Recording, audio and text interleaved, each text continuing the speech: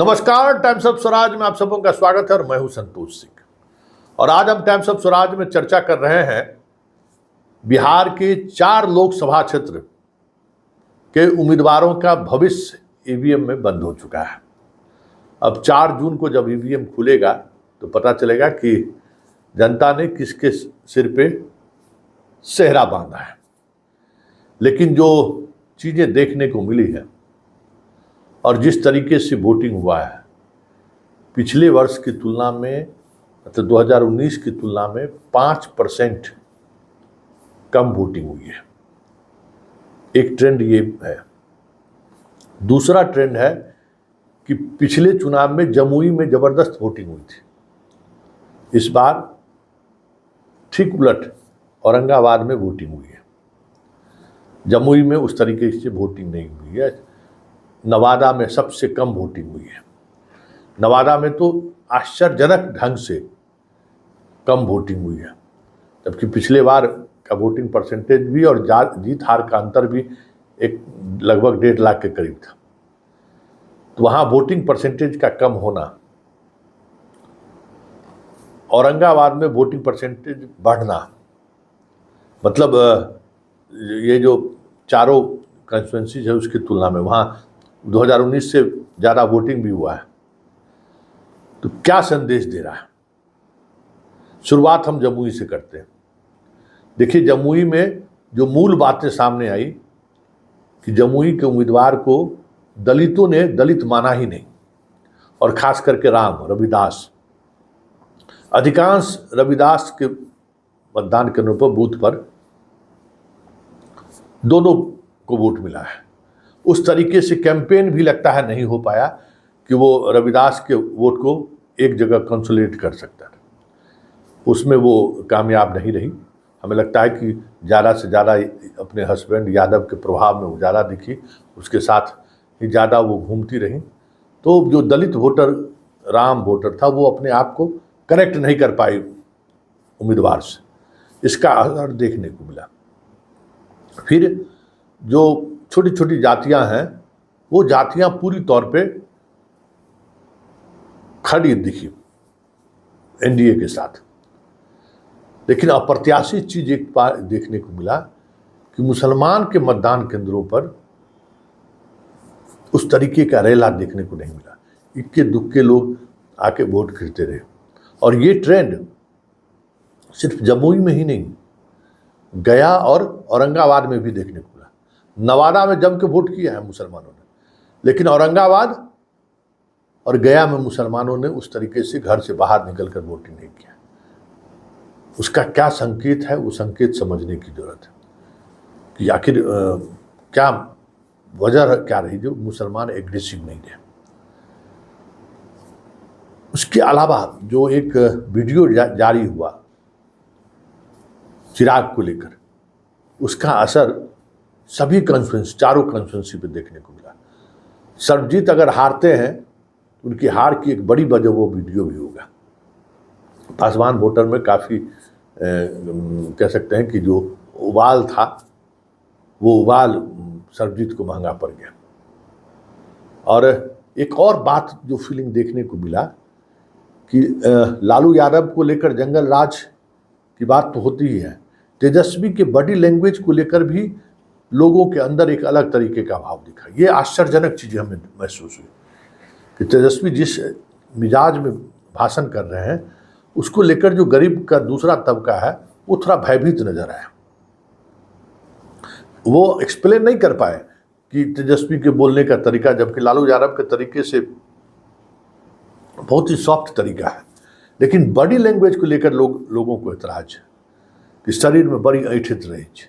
अब ये ऐठन की बात कहाँ से इन लोगों को समझ में आया है ये कह नहीं सकते, लेकिन ये इमेज जरूर हुआ है।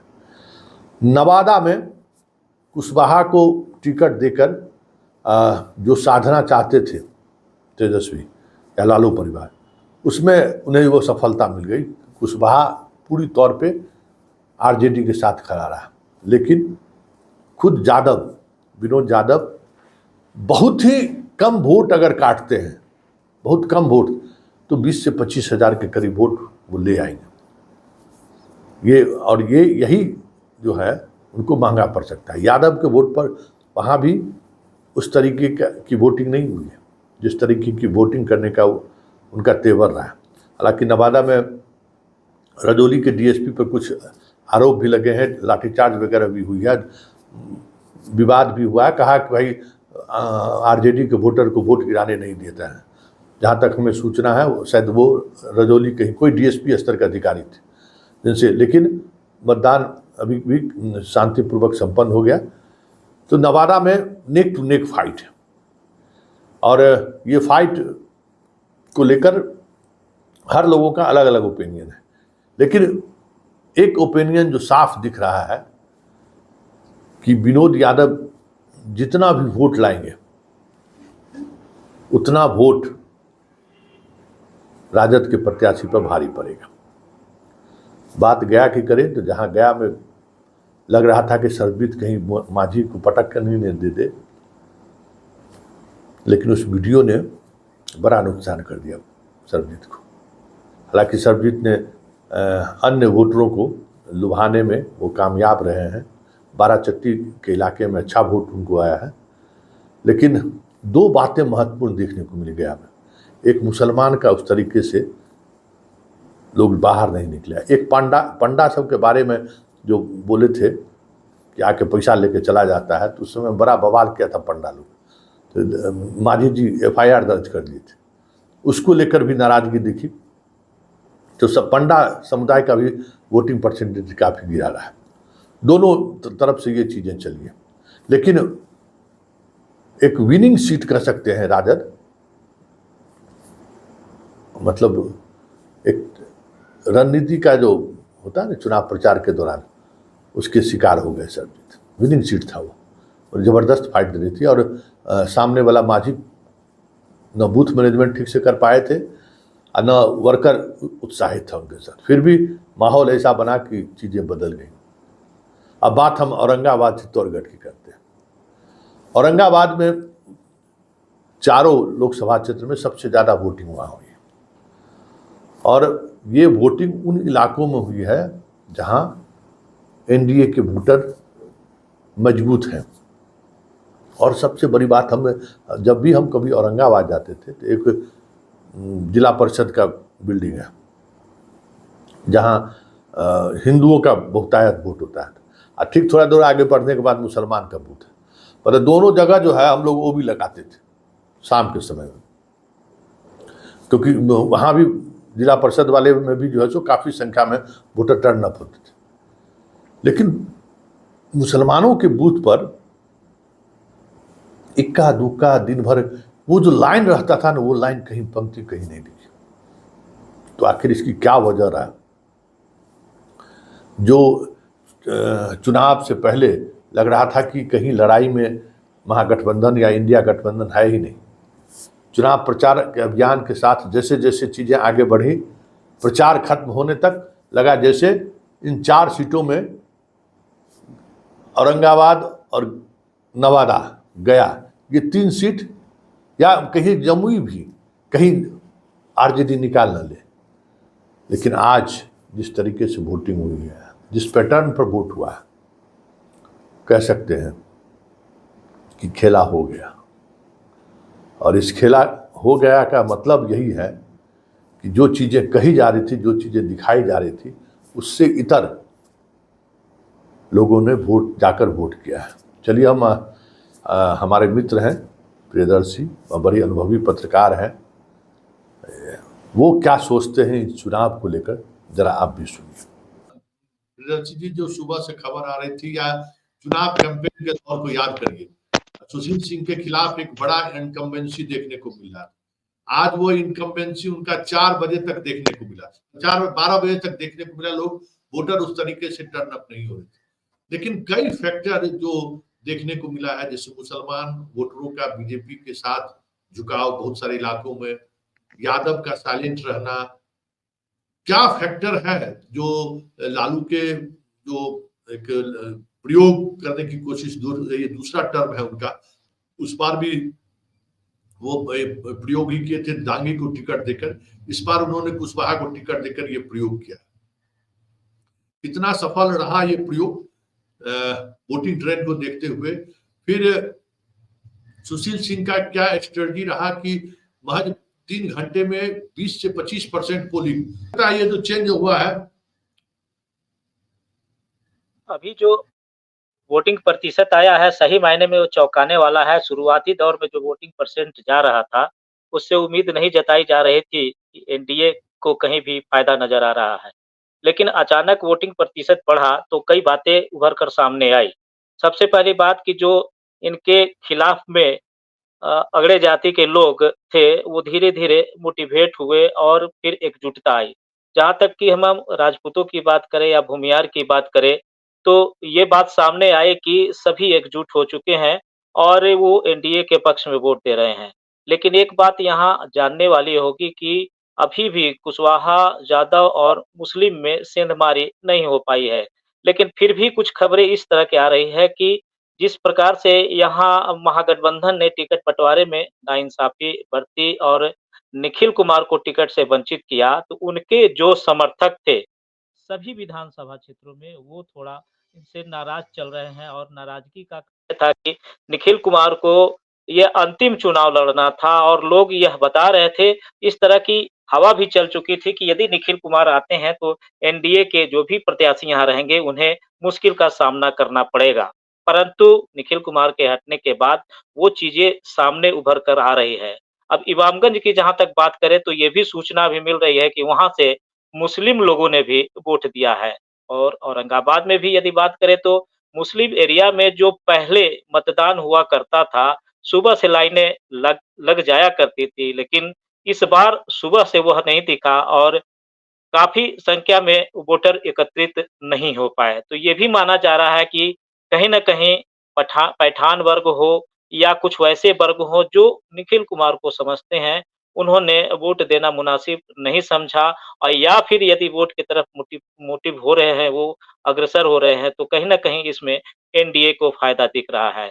एक बात और सामने उभर कर आई कि जो तेजस्वी की सभा में बयानबाजियाँ चल रही थी, जिस पे वहाँ उनके चिराग पासवान के माँ को अपशब्द कहा गया था, उसके बाद पासवान समाज के जो लोग हैं, एकत्रित हो गए हैं।